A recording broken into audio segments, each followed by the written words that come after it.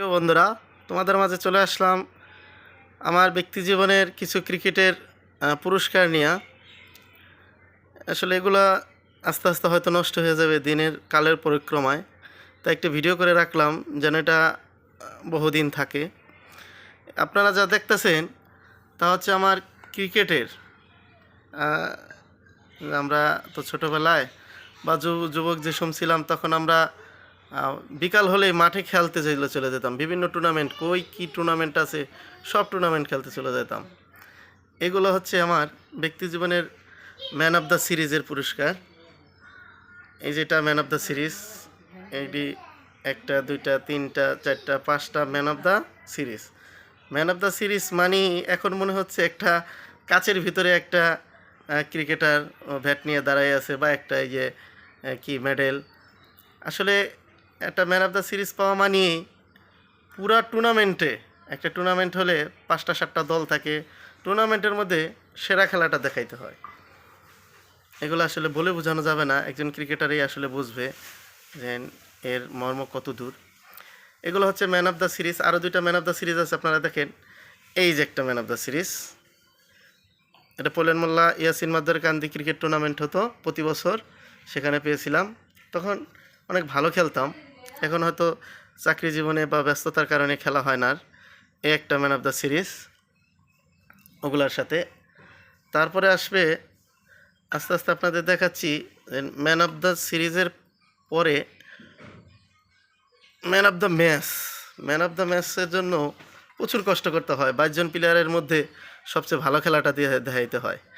এই যে হাওলাদারকান্দি প্রিমিয়ার লিগের ম্যান অফ দ্য ম্যাচের একটা পুরস্কার আপনারা দেখতেছেন। তারপরে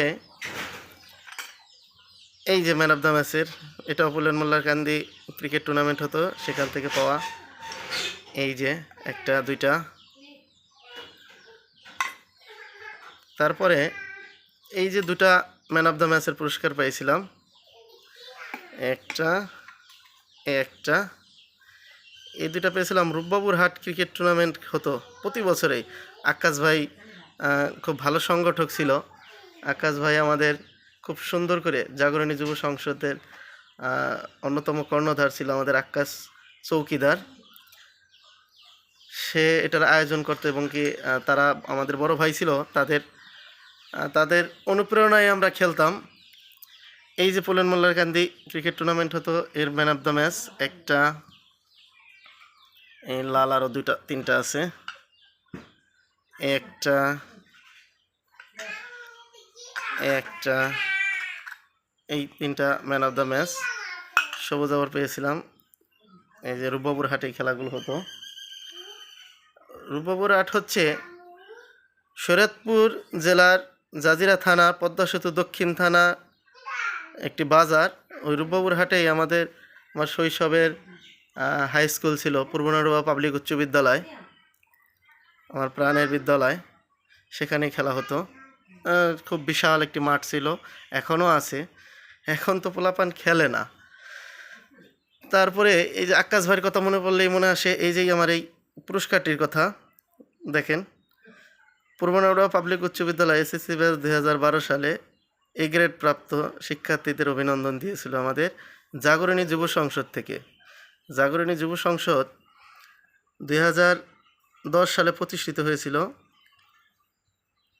এটা দাওয়াত দিয়ে গেছিলো আমার ইকবাল ভাই। আমি মাঠে খেলতেছিলাম, ইকবাল ভাই এসে আমার একটা কার্ড দিয়ে বলে, তোমার দাওয়াত। ইকবাল ভাই খুব সিনিয়র এবং খুব ভালো মনের একজন মানুষ। আকাশ ভাই, ইকবাল ভাই, আরও বড় যারা ছিল। তারপরে এই যে একটা ক্রেস্ট আছে, একটা পুরস্কার, পোলেন মোল্লা ইয়াসিন মাদ্দারকান্দি প্রিমিয়ার লিগ 2021 অনুষ্ঠিত হয়েছিল, যেখানে আমি আম্পায়ারের দায়িত্ব ছিলাম এবং এর আয়োজকও ছিলাম, মুখ্য সংগঠক ছিলাম।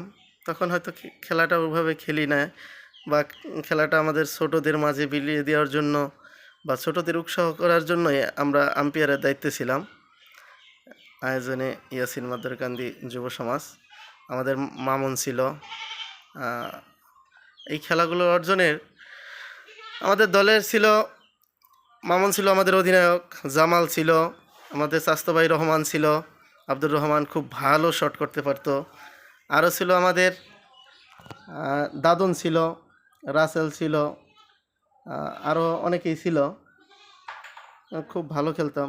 আমাকে পুলিশ ইমরান ছিল, ইমরান মুন্সি।